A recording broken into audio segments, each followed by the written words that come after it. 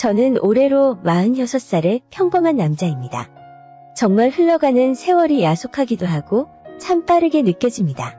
지금 제가 하는 이야기는 지금으로부터 약 10여 년 전 30대 중반에 일어난 일입니다.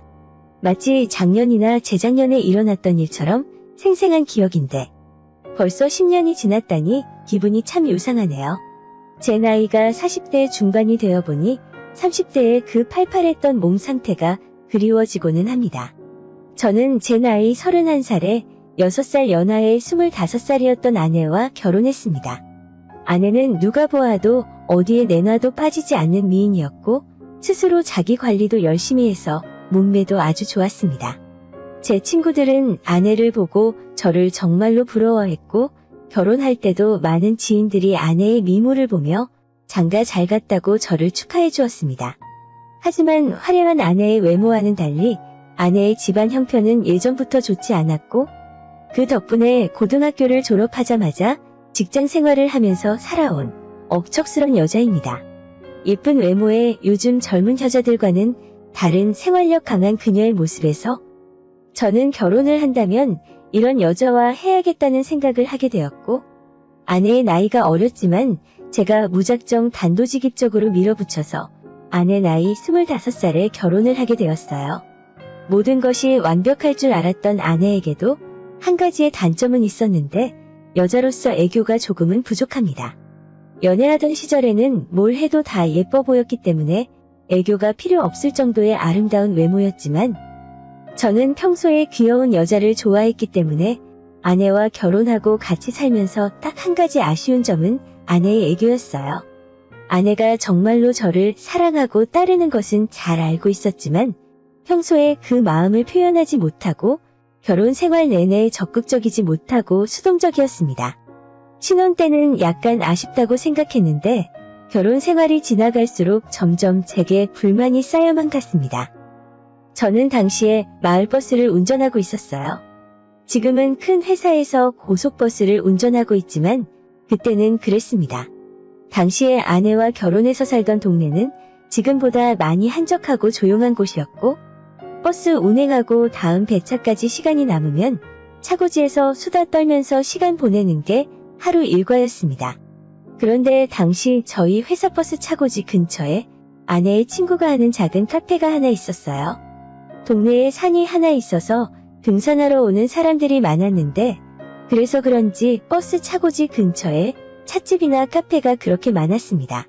그중 하나가 지금 이야기하는 아내의 친구가 하는 커피집이었고 결혼 전부터 얼굴을 알고 있었기 때문에 시간이 남을 때는 심심하기도 하고 시간을 죽이러 자주 놀러가서 커피도 마시고 이야기도 하며 지냈습니다.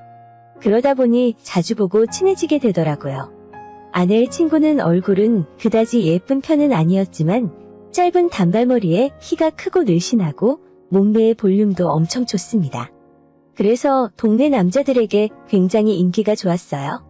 아직 결혼을 안 했기 때문에 온 동네 총각들이 커피 마시겠다고 외진 곳에 있는 그녀의 커피집까지 원정을 오는 상황이었습니다. 그리고 오늘 이야기할 문제의 그날은 꽃이 만발한 어느 봄날이었어요. 평소 아내와 자주 몰려다니는 아내 친구 패밀리가 4명이 있습니다. 그런데 그 친구들 모두 벚꽃 구경을 가야겠다며 승합차를 하나 빌려서 강릉으로 놀러 간다고 하더라고요. 여자들끼리 가면 무섭고 위험하기도 하고 운전시킬 사람이 하나 필요하니 저보고 운전대를 잡아달라고 했어요. 제 아내를 비롯해서 모든 여자들은 승합차 뒤에 앉아서 수다 떨고 놀면서 가는데 카페를 하던 그 아내의 친구만 제 옆자리에 앉는 겁니다. 자기는 뒤에 앉으면 멀미를 너무 심하게 해서 안 된다면서요. 아내와 그녀의 친구들은 오랜만에 다들 뭉쳐서 바다를 보러 가는 거라 그런지 다들 들떠 있었고 옷차림도 아주 화려했어요. 제 아내도 하늘하늘한 원피스를 입고 있었고 제 옆자리의 아내의 친구는 타이트한 청바지에 딱 달라붙는 쫄티를 입었습니다.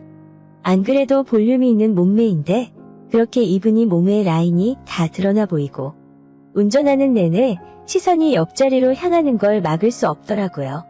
옆자리의 아내 친구를 자꾸 쳐다보게 되니까 이래선 안 되겠다 싶어서 선글라스를 꺼내서 썼고 그 모습을 보고 있던 아내 친구가 싱긋 웃었습니다. 제 속마음을 들킨 것 같아서 약간 부끄러웠어요.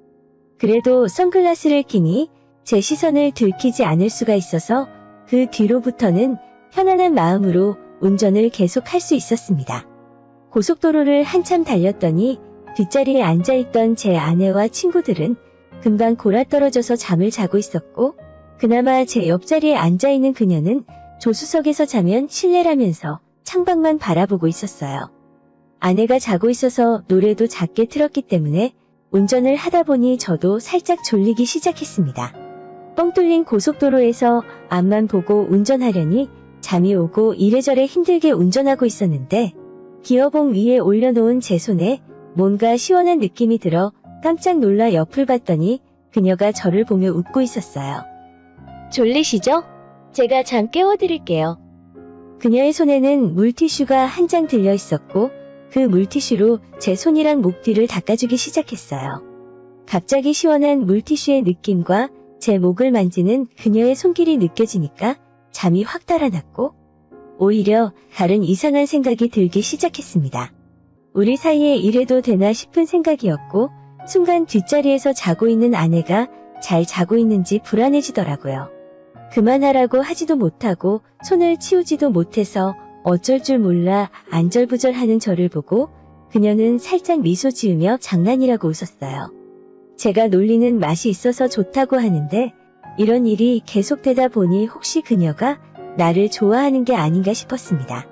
아무튼 그녀 덕분에 잠에서 깬 저는 목적지인 강릉까지 무사하게 운전을 했고, 일단 숙소에 짐을 풀어두고 꽃구경을 하러 가기로 했습니다. 커다란 펜션을 예약해서 모두 다 같이 한 방에서 자기로 했기 때문에 여자들은 방 안에서 자고 저는 거실에서 혼자 자는 것으로 합의를 했어요. 대충 짐을 던져두고 바다를 보기 위해 경포대로 이동했고, 아내와 친구들은 바닷물에 발을 담그며 놀았습니다. 저는 애초에 물놀이를 좋아하지 않아서 그냥 구경만 하고 있었어요. 발만 담근다던 여자들이 전부 다 물에 빠져 다 젖어버렸고, 이대로라면 횟집에 들어갈 수 없겠다 싶어서 포장해서 숙소에 가져가서 먹기로 했어요. 약간 이른 저녁 시간이었지만 회와 술을 사서 숙소로 돌아왔습니다. 여자들이 욕실에서 씻는 사이에 저는 잽싸게 술자리 세팅을 했고, 가장 먼저 씻고 나온 그녀가 준비된 술상을 보면서 벌써 준비 다 하셨어요? 진짜 가정적이시네요. 라고 칭찬을 하며 제 옆으로 바싹 붙었습니다. 약간 덜 마른 머리에서 나는 좋은 샴푸 냄새가 자극적으로 느껴졌어요. 제 옆에 바싹 다가와 앉길래 속으로 저는 이 여자가 아까부터 내게 신호를 보내는 게 맞나 헷갈리더라고요.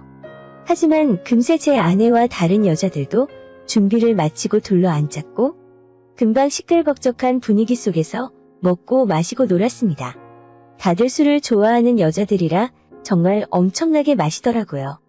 소주 빈병이 끝을 모르고 줄을 서 있었고, 평소 술을 잘 마시던 저조차도 조금 위험하다 싶을 정도로 마셨어요. 공기도 좋고 안주가 너무 좋아서 그런지 평소보다 더 마시게 되더라고요. 초저녁부터 시작한 술자리는 12시가 넘어 새벽까지 이어졌습니다. 슬슬 한두 사람씩 쓰러져서 잠이 들었고, 먼저 쓰러진 사람부터 방으로 옮겼어요. 아내도 세 번째로 쓰러졌는데 결국 마지막에 끝까지 남은 건 저와 커피집 그녀 단 둘뿐이었습니다. 왁자지껄한 분위기였는데 단둘만 남으니 뭔가 서로 진지한 분위기에서 이야기를 하게 되었고, 너무 분위기가 무거워지니까 약간 술도 깨고 환기를 시킬 겸 산책을 해야겠다 싶어 밖으로 나왔어요. 제가 나오니 그녀도 따라 나왔고 어두운 숙소 주변을 걷고 있었는데 그녀가 갑자기 제 손을 잡고 깍지를 끼웠습니다. 깜짝 놀라 그녀를 쳐다보니 그녀도 저를 바라보고 있었고, 제가 원래 먼저 좋아했던 거 아세요? 라고 하는데 뭐라고 대답을 해야 할지 몰라서 멍하니 있었습니다. 제가 너무 놀라서 그대로 굳어서 가만히 있었더니 그녀가 제게 하는 말이, 처음에 자기가 먼저 저를 좋아하기 시작했는데 제가 아내와 사귀기 시작하면서 마음을 접고 포기했다고 하더라고요. 그럴 줄 알았으면 먼저 고백이라도 해봤을 거라고 아쉽다면서 저를 보고 웃었는데, 그 모습이 조금 슬프고 안쓰럽게 느껴졌어요. 뭐라 말을 해야 좋을지 몰라서 미안하다는 말을 했더니 이젠 다 괜찮다면서 그냥 둘이 행복하게 사는 모습 보면 자기도 좋다고 오늘 들은 건 다 잊으래요. 그녀와 손잡고 10분 정도 산책을 하다가 그녀가 먼저 숙소에 들어가서 잠을 자러 갔고 저는 여러 가지 복잡한 생각에 뜬 눈으로 밤을 보냈습니다. 그 다음날 집에 돌아올 때까지 더 이상 그녀와 아무런 대화도 하지 않았어요. 아내가 눈치를 챈 건 아니었지만 왠지 미안한 마음이 자꾸 들었습니다. 그날 이후로 커피숍에 가는 것도 조금 부담스러웠고 한두 번 더 가다가 발길을 끊게 되었습니다. 그녀는 그 다음 해에 다른 남자를 만나서 결혼을 하게 되었고 동네에서 지나가다가 몇 번 마주치긴 했는데 서로 어색하게 웃으며 인사를 하고 말았어요. 지금은 아내에게 가끔 그녀의 소식을 전해 듣고는 하는데 남편과 행복하게 잘 살고 있다고 하더라고요. 참 잘됐고 다행이다 싶었습니다.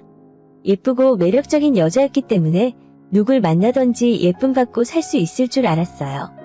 지금도 가끔 날씨가 좋은 봄날엔 그날 밤의 일이 종종 생각납니다. 아쉽다거나 후회되는 마음은 전혀 없고 서로 간의 좋은 기억과 추억으로 남아있었으면 좋겠네요. 제 이야기는 여기까지입니다. 구독과 좋아요, 알람 설정 부탁드려요. 감사합니다.